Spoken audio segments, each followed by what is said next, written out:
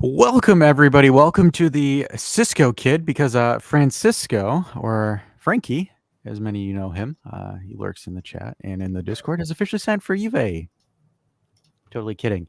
But the other Cisco, the Portuguese Cisco, has joined Juve. If you are coming from the Nico video, you might have noticed some differences from that video, and we'll leave it to you guys in the comments to call it out. We're testing to see if you pay attention, you sons of bitches. But anyways, all love here. Welcome to this video where we're going to break him down briefly, kind of talk about the money. Dave will talk about the money, kind of bring up some stats and stuff. I'll kind of respond to it, kind of give you guys some insight, what to expect, what the expectations are, where we think he's going to play, how it's going to line up with Juve, and just kind of go on from that. But really, it's an exciting double signing Saturday/Sunday. You know, if you woke up early in the morning and you found out about it, but super ecstatic. Very, very positive signs from the management to get these players, just because it's just awesome. And here to break this down, because this is a very long intro without introducing him, Full Send Dave, how are you? Full Send Dave, here we go. I'm doing well. Thank you very much, Stash.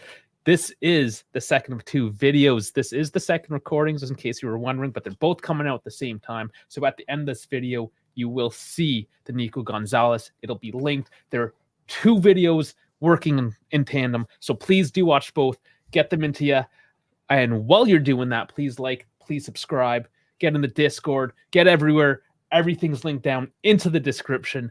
And man, am I excited today, because as I've said in the previous video, everything is going right now for Juve. Let's get into the numbers. Dash, let's hit this off. Let's go. All right. So one thing, if I can describe Cisco is a very, very flair-based player. One of the best, if not the best dribbler, arguably behind Jeremy Doku in Europe when it comes to successful take-ons. If you look at those numbers, it's like what I wanted a certain Italian to be, but could never be him. Sorry, fans. Gotta throw jabs in a video. But when you look at the one thing about it is, so like, for example, on the Nico video, we talked about how Nico is a direct, no nonsense, just kind of get ball in net kind of winger, where Cisco is a little bit more suave, a little bit more substance to it. Cisco, when it comes to progressive carries, he is in the 98th percentile. So he is grabbing the ball and taking it forward. For folks wondering what that means, successful take-ons, 96th percentile. So he's able to win three of his, usually on average 3.19 or 3 dribbles a game. So generally, most players will have 5 to 6 take-ons a game. So Cisco is able to win 3. So a 50% take-on rate is pretty damn good in a game. And the other thing, too, is touches, very similar to Nico Gonzalez when he's in the box in the attacking area.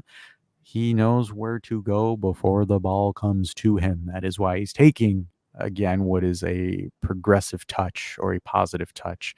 Another thing, too, as well, is progressive pass reception percentage or rate. He is able to receive good passes as well. So he's able to take those.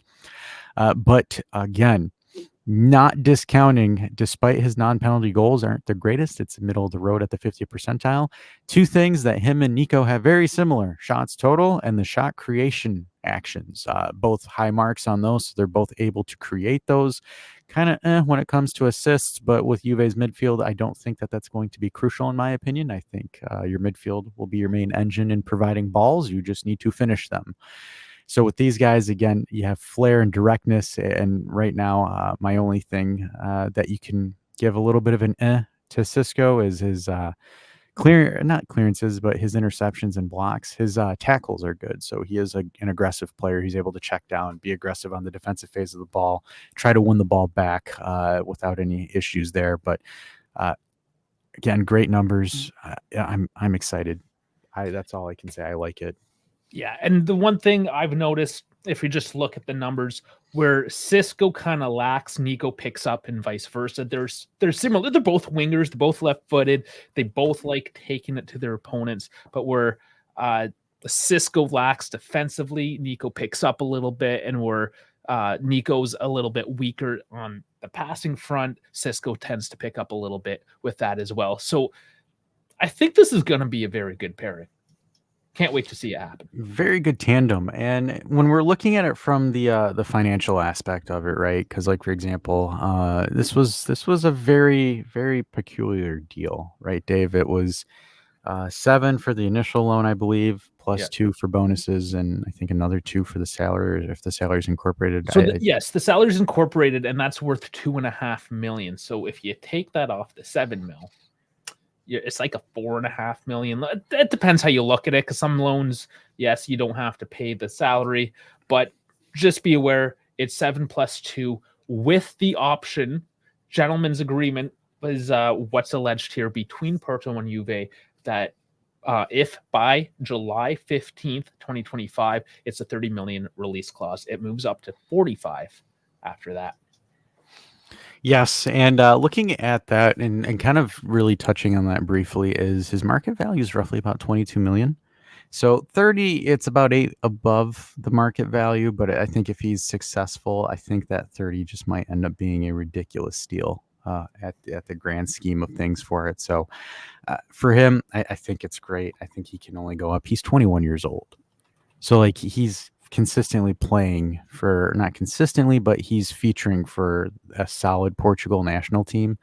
I think it's only going up for him. 21-year-old, just an absolute beast. I'm excited to see what he does.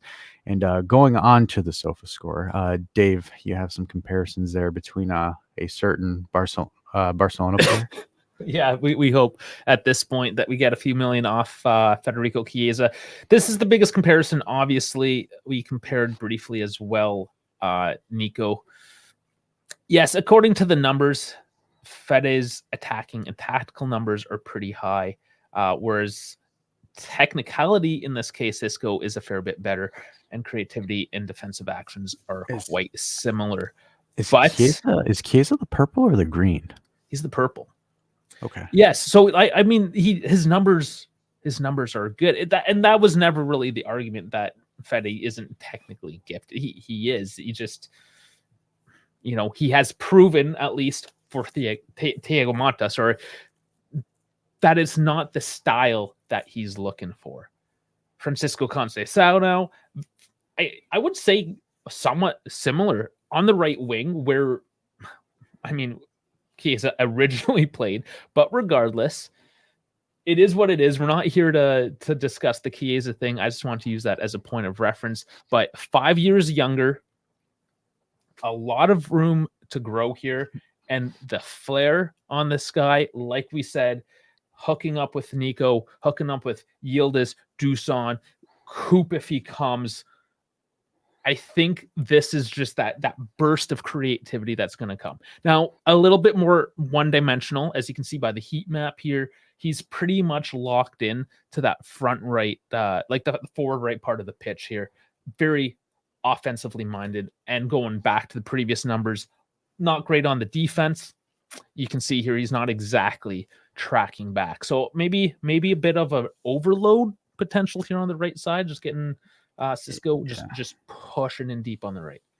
Yeah, and you look at the strength as well, passing and high press. High press is similar to what we saw with Nico. The weakness is discipline. I'm going to assume discipline is in cards and fouls. Yeah. Because, again, he does have a high tackle rate, so he is going in for tackles and challenges, which, again, young and naive. So with that, I'm not too concerned with it, because he is 21 years old, so the discipline thing is natural that will show up there. Will it have any crucial aspect to his game? I don't think so. I'm not too concerned about it. If I look at some numbers here, career stats for disciplinary action, only lasts just 1 red card, and that's from 2 yellows, 2 red cards in 2,500 minutes in Liga Portugal. No actual straight red cards, but 11 in what I believe his entire career in Porto is going to be 11 yellow cards. So is it something where, is it going to end the world? Not really. It's not delict worthy, I don't think. I don't think so. And then his last season at Porto, I thought was overall good. 7-7, double-digit goal contributions. I don't believe he was the main man for that Porto side, but again, 8-8. I'm sorry, correct myself here. 8-8 to have 16 goal contributions in 2,755 minutes. So that's a pretty decent sample size and a pretty decent result and performance out of that. So you're getting something good out of it. I don't think that's something where people need to worry about. I know a lot of people are just kind of like, the price, the loan, and etc. So I think the total operation, if Cisco were to be a permanent Juve player, would go roughly slightly under 40 mil, kind of similar to what you're paying for Gonzalez. But I do think Gonzalez has a little bit more equity than Cisco does currently, which again, Cisco can earn it. There is no knock on Cisco for that. I think that's one thing that will possibly happen. But again, you're getting a 21-year-old that's ready to go, barring any kind of health issues that may come up. But I don't see how he doesn't feature in and get some sizable minutes here and make some sizable contributions. I think he is a weapon. I think he is going to essentially take over what Chiesa was doing pre-ACL injury. I have no concerns physically for him. No, I can't wait to see him cook off. I just want to point out as well, for Porto was number 10. Gonzalez was 10 for Fiorentina. If we get Coop, he's a number 10. We're stealing everyone's number 10. But then we gave 10 to Yildiz. Yeah. Take them all. We got all the 10s. Speaking of that, let's figure out where these folks are going to play. This is going to be interesting. I think currently with the current setup without Coop, I think this is what you would see without Coop Myers. Again, without.